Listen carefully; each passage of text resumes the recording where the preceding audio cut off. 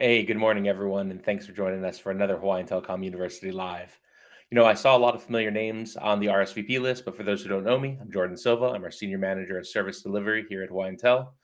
Our normal host, Mike Morales, couldn't join us today, so I need to ask the audience a favor, and that's to supply us our normal supply of Top Gun references. I can do my best to fill in for the rest of his job, but if you could do me that favor, that'd be great.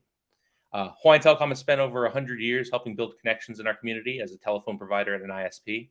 We continue that vision today with the deployment of fiber optic connectivity around the state. But as your technology provider, we also take cybersecurity really seriously, and we want to be here to help protect you and your businesses from the risks that come along with that. So, to help us today, we're happy to have Matteo Ribskini, Principal Solutions Architect of Security with Elastic, joining us. How are you doing today, Matteo? I'm great. Good morning, everyone. Thank you for inviting me to join today. All right. So, for those who don't know, Elastic is a pretty big time provider and a partner of ours in the security space. They have a fairly large history. It's pretty diverse. It started off in search and evolved into security, and now really is heavily security focused. But Matteo, why don't you tell us a little bit about Elastic? Yes. So I joined Elastic a little bit over 5 years ago as one of the first security specialists. In my role, I help organizations around the globe to architect and solve problems, really security challenges, using the Elasticsearch platform. If you think about what we do as security professionals, search is a core part of daily operations. Whenever you do an investigations, you're searching for threats, you're searching for indications of compromise, leveraging telemetry that you get from different systems. Elastic started with search, as you mentioned, and we're the company behind a technology called Elasticsearch that powers pretty much most of the search applications. Any application or mobile app that has a search bar like Yelp, Uber, Wikipedia, you name it, is powered behind the scenes by Elasticsearch. And when Elasticsearch was released and made available as an open source product, the community of users started using Elasticsearch to store logs and security events. And that's how Elastic has become very well known for both observability and security. Yeah, I mean, I think back on kind of my career, and as we dove into security and things like that, I know Elk and Elk Stack was one of the more well known sort of open source solutions that security professionals turn to in a lot of ways to handle logging and things like that. But over time, Elastic has evolved that into a true Elastic SIEM solution. What kind of drove that evolution? Yes, we saw many of our users and customers using Elastic for security. And when you were just using the native Elk stack, there was a lot of work that was required to build a SIEM out of it. You had to come up with a schema that you wanted to use, create dashboards, visualizations, build detection rules. So there was a lot of work. The platform allows a lot of flexibility. You can ingest any type of data. What we decided to do is really to invest in building a security solution that makes it easy to start adopting Elastic for SIEM and also for endpoint security and cloud more recently. The idea is to simplify the ingest of data. We have data integrations. We have a common schema that we call Elastic Common Schema that allows to do normalization across different log source types. And we also provide content in the form of detection rules, both traditional detection rules mapped to MITRE ATT&CK TTPs, and also machine learning jobs that come out of the box with the platform. Awesome. So there was a lot of things there that we're definitely going to dive a little into. So I guess before we get too deep into it, let's talk about what a SIM really is and its role. Yeah. One of the things that's really confusing, at least from a security standpoint, is there's got to be at least 1,000 different vendors telling us that they have something they can sell to you and it'll make your security woes sort of disappear. But I think we both know that there's no single silver bullet. So what Yeah. is a SIM exactly? Like, what is the job of a SIM in a network, and where's its place in this security kind of ecosystem? Yes. So SIEM is an acronym that stands for Security Information and Event Management. And the idea is to gain a centralized vision across your attack surface. Attack surface is everything that bad guys and adversaries can attack to gain access to your information or to create disruption. And it started a while back, over 20 years ago. That's when the SAM was first introduced by other vendors, and it's still very much relevant today. If you think about the collection of technologies and platforms that you use to power an infrastructure, starting with firewalls, switches, more recently SaaS services, cloud native, and so on. You have your information in many different places and it flows through many different components. The idea behind the SIEM is to ingest logs or events from all these different systems in a central place where you can visualize what's going on. And part of this is to have dashboards and visualizations that will show you what's happening within your environment. And the other aspect is to leverage automation, really, to like machine learning that we'll talk more about later, to let you know internally as an analyst, if you're a security analyst, if there is any type of activity that looks like malicious or maybe an indication of compromise. So that's the idea behind the SIEM. And one of the challenges with SIEM is that especially if you work with an organization that is being successful like a Hawaiian Telcom, the volume of data ingest keeps growing, growing, growing. You may have data retention requirements, like compliance-driven requirements that require to keep data around for a while. And the challenge is to be able to still search that data and going back in time, potentially for years, and get search results back very quickly. And if you think, I mentioned search multiple times, it's truly a search use case. Yes, there is automation. Yes, the type of questions you ask to the data are security driven, but it's search. And that's why Elastic has become really popular in the space, to the point that many vendors in the industry have been using Elasticsearch, our core technology, as part of their platform even before we decided to invest in the security solution. For sure, appreciate that. Yeah, and I think when we start talking about SIM solutions, at least when it comes to like our SOC and the teams using and really diving into that, I don't think people realize how important that search aspect is until they're kind of in the weeds, right? Like the worst time to find out that your SIM is really slow at looking up stuff is during an incident. So it doesn't seem intuitive that a search company rolled into security, but when you frame it the way you did, which is, hey, the whole point of collecting all these logs is so you can dive into them and use them for something, it starts to make a whole lot more sense. But you're right. I think one of the big challenges is, especially when we start talking about log collection and trying to weed through all this stuff, is understanding where that data lives and what's important to kind of collect from. What's your kind of thought on that? How do you decide where to start collecting information from, or what log sources are even important to use? Where should businesses start with that? Yes, so I work with in my role. I'm fortunate to be able to work with many different organizations in different industries, and what I witnessed in the last few years is a shift as more organizations move their workloads to the cloud and to SaaS, especially with COVID and really the drive to allow employees to work remotely in a distributed way.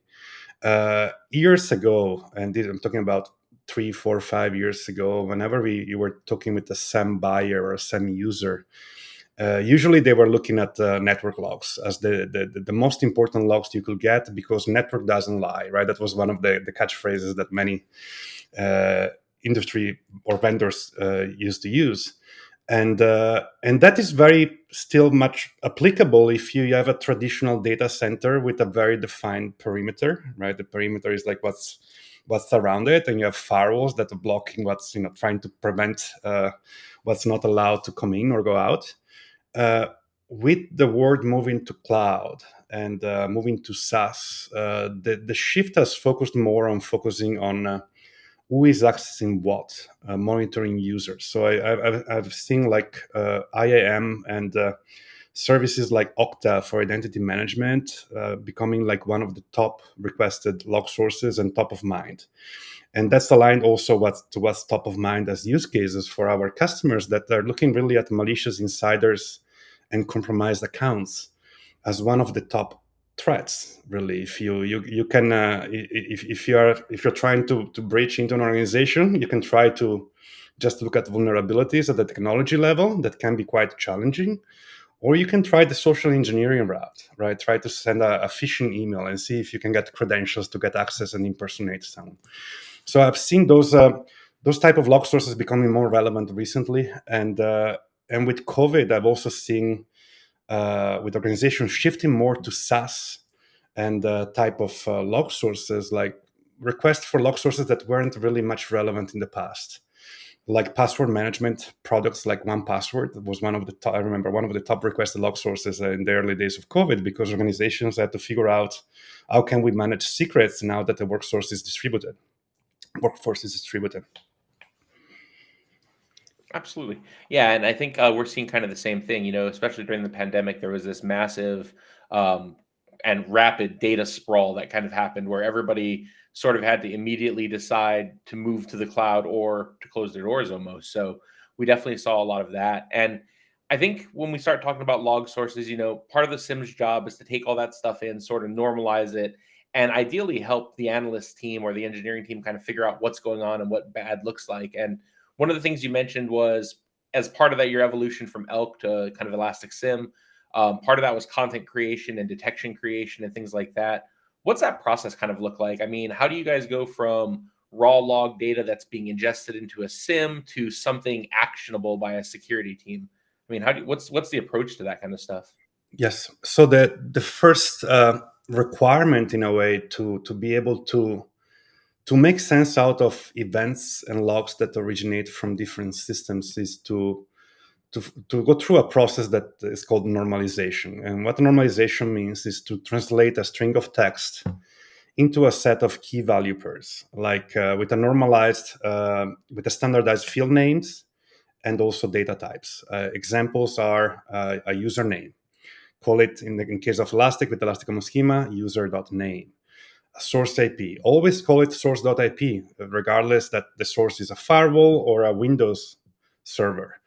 And so by normalizing events using a common schema, you can quickly you allow your analysts that are the end users of a SAM to be able to search through data using a standardized taxonomy. I want to see all the activity that is related to a specific user. It doesn't matter where the logs came from. You just have to know that you're searching for user.name with a specific value. So that's the first really requirement to do correlation across different log source types using a SAM. And different SAMs have different schemas, but the concept is still the same, right? And what makes Elastic Common Schema a little unique and different is that it's not designed just for security, but it's also designed to be extensible. You can add field names that make sense to you, and you can still do correlation on those field names. So that's very important if you have specific use cases that go beyond the traditional network or endpoint type of log source. Like in healthcare, you may have IoT devices, and you may have device ID or department ID or things like that that you may want to add. Once you have data stored using a common schema, you can also start producing, and on the Elastic side, on the vendor side, and as user, you can start consuming content that is looking at the known bad or the known type of activities that adversaries commonly use as techniques to gain access. And MITRE attack, that many of you are likely familiar with, uh, cataloged, they put together a cyber kill chain showing all the techniques that adversaries commonly use. And many SIEM vendors, including Elastic, they're starting to align their detection rules that come with the platform to MITRE attack TTPs. And a way to look at this is to really see, anytime you see type of activities that we know adversaries commonly use, generate a detection alert. And that's usually the beginning point of a security investigation that security analysts do to make a determination. Is this a true incident, or is this a false positive? Should I look more into this, or can I just close the alert? Yeah, I think I definitely appreciate the normalization aspect. I remember, I mean, especially now where people are working not just from home, but almost globally at times, that becomes so critical. Even if you think about it just in the context of like a timestamp, understanding, where did that device live? What time zone is the log from? I mean, those kinds of decisions and those kinds of misunderstandings happen all the time in analytics unless you're using a good normalization process. So, you can get timelines really confused. You can miss correlations that should probably exist. So that role of normalizing data and not having to remember if it's IP.source or source.ip or just SRC or whatever it is I mean, massive time savings, and just it eliminates a lot of errors. So normalization is really critical. You mentioned MITRE. For those who don't know, MITRE is a really important company. They do a ton of research in the security space. They're not very well known outside of the security space, but they came up with something they call the attack framework. And what MITRE ATT&CK is doing is they collect a series of tactics, techniques, and procedures, so TTPs, that a lot of advanced adversaries are known to use out in the wild. So, vulnerability scans, when we talk about those, generally we're talking about at times theoretical problems. So, they're weaknesses that we know kind of exist. And if somebody figures out a way to manipulate that weakness to get into your network, they could use that. But not all vulnerabilities have known executable code that can cause problems. MITRE focuses strictly on the bad things we see people doing. So, as a feature of Elastic, that was one of the ones I was most excited about. Was we started immediately receiving information that tied right back to that MITRE framework, which we can then use to help customers sort of improve their security posture because we can see what types of attacks are being used on the network and where we don't have visibility even maybe, right? So not just, hey, we saw them try these 10 things, but it's, we didn't see them try these 20 things and we expected they would. So a SIM is also very helpful in that it lets you maybe tell what you're missing on the network. Isn't that right? Yeah, and adding to the importance of MITRE, yes, it's helpful as a way to just figure out what you should be looking for, because it's not everything is malware, right? For example, one of the techniques that adversaries commonly use to gain persistence is to add a registry key, in the case of Windows, to auto start after reboot specific processes, so they can stay present after a reboot, right? Whatever command and control or whatever what rootkit they have deployed. And detection rules mapped to MITRE ATT&CK, they can help security analysts to understand why what they're looking at as an alert may be relevant, why an adversary may use that technique. But it's also helpful to use MITRE ATT&CK as a reference to assess your coverage, to determine to figure out, am I ingesting the right logs to be able to detect this specific technique, or am I missing something here? So I've seen that many organizations that have dashboards in Elastic to kind of figure out, are we detecting, do we have visibility across the entire cyber kill chain, or across all the stages of a possible attack based on MITRE or not? And if not, what log sources do we need to ingest in order to gain that visibility? Awesome. Yeah, and that really is the ultimate question at the end of the day for a lot of security teams is it's this continuous improvement of adding additional detection and balancing that with just useful stuff because you obviously don't want to log everything because not all of it is helpful. So it works out well. One of the terms you used was known bad. And I think Mhm. that's a very critical thing that kind of helps us understand the context of, why machine learning becomes important because known bads are things we know that can happen, right? And traditional sort of detection building and that type of activity is really based on being aware of things that could go wrong and being able to match activity that you believe uh, Yeah. looks like that. How does machine learning help close that gap with like the unknown bads? I mean, where does that fit in? So I have most of the conversations I had with customers and users at Elastic. They start with, "Tell me what's top of mind. What are the top use cases that what do you want to see using a SIEM? What do you want to see using Elastic?" And in most cases, the number one answer I get is, "I want to detect compromised accounts. I want to detect malicious insiders." And this all ties back to yet a new acronym that it's called UEBA, User and Entity Behavior Analytics. And the idea there is that, yes, you may have traditional detection rules like we discussed, map to MITRE ATT&CK, that are looking for specific things that we know adversaries commonly use. But what if I send as a bad actor, I send a phishing email, I'm able to gain access through credentials. I'm impersonating a valid user. So I didn't use any technique that a bad guy normally will do, but maybe I'm logging in from a different device or from an unusual location or at an unusual time. So that's where machine learning comes into play. And the most common type of methodology that is adopted for security use cases is what is called anomaly detection. And the idea is to look at activity from the past and build a model. And there is a lot of data science that goes behind it, but the idea is that figure out what's normal based on past activity and let me know if there is any activity today that looks different than what we have seen in the past. And this may be related to monitoring employees and users, like impossible travel type of events. There's an authentication event happening in Florida, and within a few minutes, it's happening in Hawaii. So you know that that type of travel is impossible. You figure out that a VPN wasn't used, so maybe a compromised account. Or in the case of entities, right? Think about applications that you're monitoring. And is there an unusual process or an unusual network connection going to a different endpoint? So that's all based on learning from the past. And this is not manual by any means. I know that there are some security vendors out there that they sell machine learning, but really, if you look underneath the scenes, it's just whitelisting. But true machine learning is fully automated, where you basically specify, I want to detect unusual process on a host, and learn from the past, and you can configure how much back you want to go.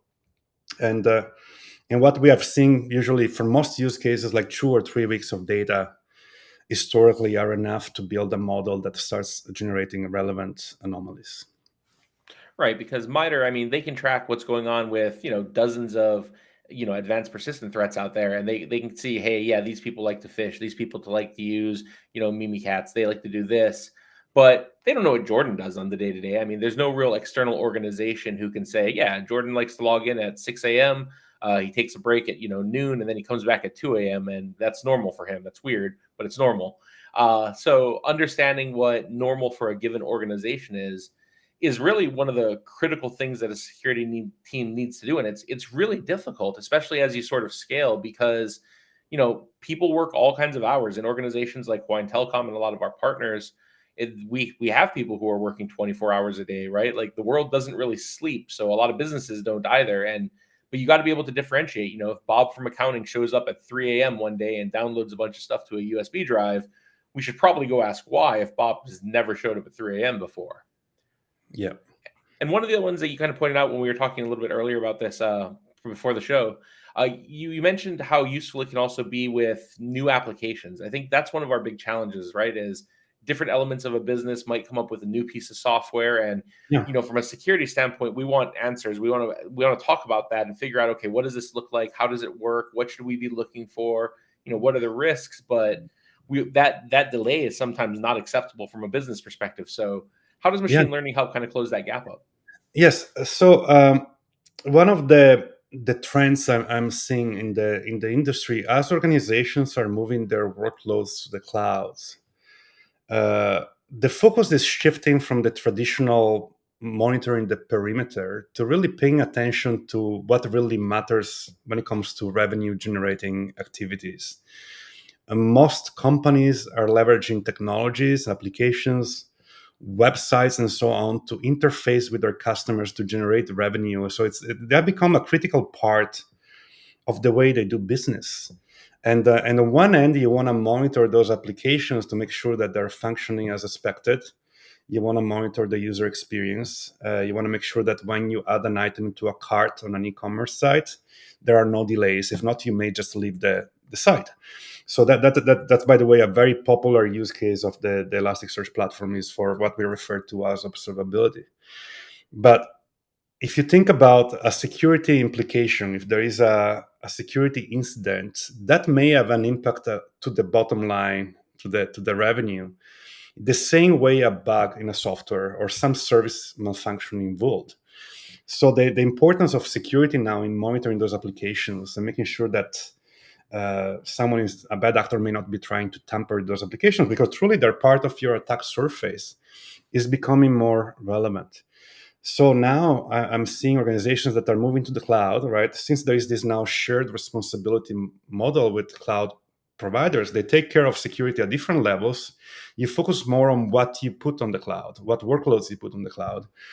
Is organizations starting to pay, I should say more, but or they're starting to pay attention for the first time to application logs with a security eye.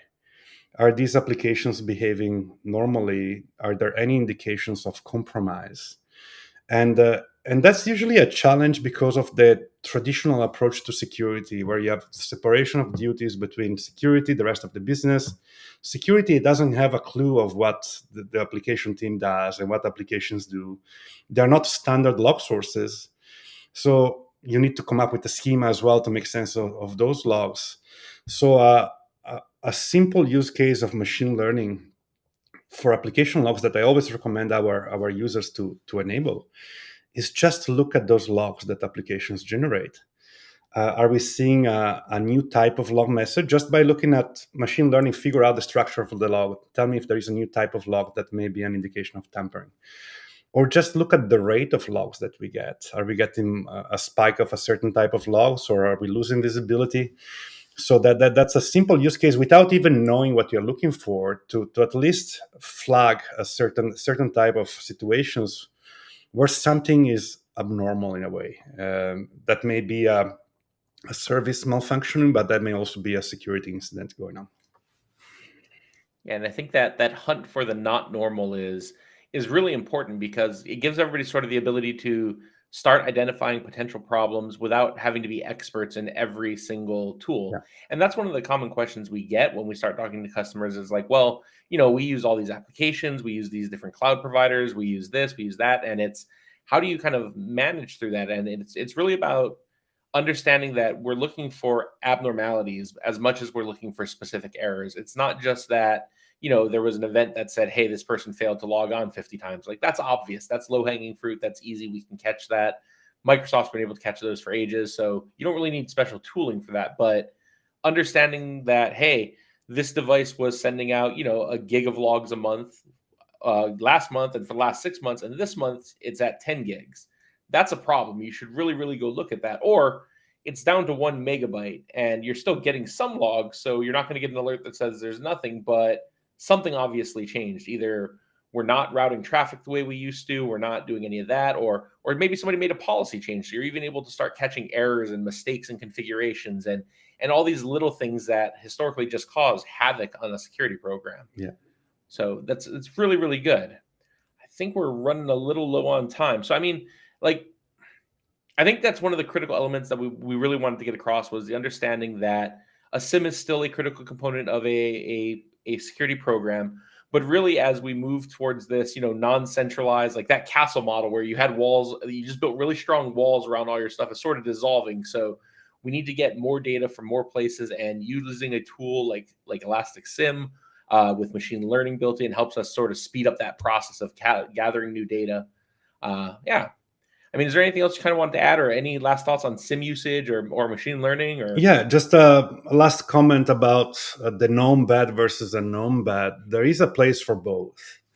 There are certain vendors that take the approach of like everything is an anomaly, and I truly, you should know if there is any activity that looks like an attack going on, and that's not an anomaly. That's truly deterministic type of detection that you can have enabled. So in a way, you need to have a combination of traditional detection rules that are related to the log sources that you're ingesting, and overlay on the top of that machine learning technology to detect any type of anomalous type of activity within your environment. And it's particularly important when you start looking at what your users and employees do, for example, to detect compromised accounts.